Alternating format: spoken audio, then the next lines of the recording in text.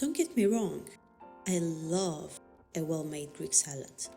But this gorgeous produce made me thinking, what if we turned these beautiful tomatoes into still life compositions? In this video, we'll create our very own campaign from scratch using tomatoes that we've bought from our local groceries market.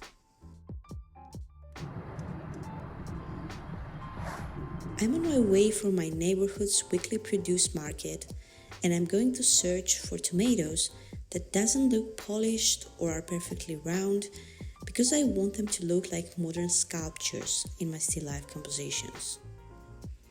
I'm searching for all the perfect imperfections on a tomato, a strange shape, foldings, and marks. The goal is to reintroduce a familiar thing and play with it in an unconventional way. Creating sets and compositions with produce goes way back to the Dutch painting masters.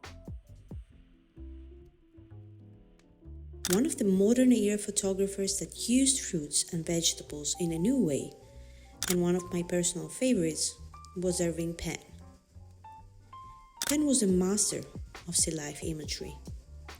He was influenced by the past masters in painting, though his images always had a modern quality in them. Also working for magazines, his work was bold and intriguing for his time. Even today, there are many brands that use fruits, vegetables, and food in general, along with their products, in iconic campaigns such as the one that Leva did. Tomatoes are not a fruit now, but a work of art and have a sculptural quality.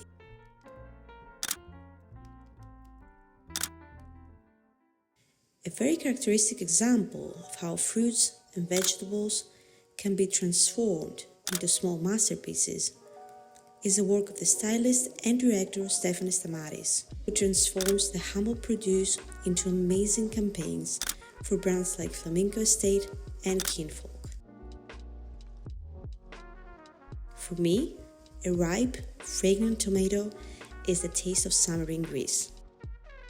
My grandfather used to plant tomatoes among other things, and I will not forget the moment that he would find an almost ripe tomato, cut it straight from the vine and offer it to me. Today, I'll use the tomatoes that I've bought in the market to create compositions that could be turned into a brand's campaign. The best part about still life photography is that you don't need a model, expensive gear, or any fancy props. When it comes to composition, especially if you're new to that, in my opinion, the number one thing that helps is practice, practice, and practice. Our lighting will be simple, coming from one source like a window. Natural light's quality is unparalleled and complements almost all types of sets and props, so that's what we'll be using today for our shoot. Shape and form is a very important factor that guides me on what to keep and what to remove until everything seems interesting and fresh. So experiment with what you have and see what fits into your composition and what looks excessive. Move your objects around and notice the shapes and negative space that's created between them. In order for the composition to seem balanced, keep in mind to create different levels with your props. If things aren't working, remove some props and start anew. These are some of the shots from today's shoot.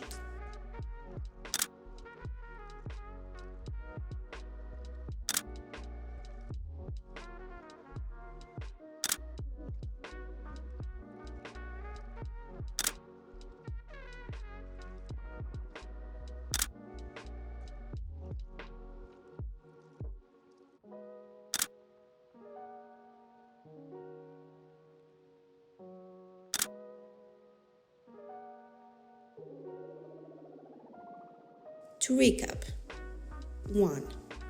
Compose your shot using reference still life paintings or the work of a master still life photographer. 2. Keep your lighting simple. A window will do. 3. Experiment with color, texture, shapes, and sizes. Keep things minimal. 4. Make sure your composition follows a concept. 5. Implement ways to make your set feel like it's been always there. 6. Add visual interest by placing your objects on different heights and layers.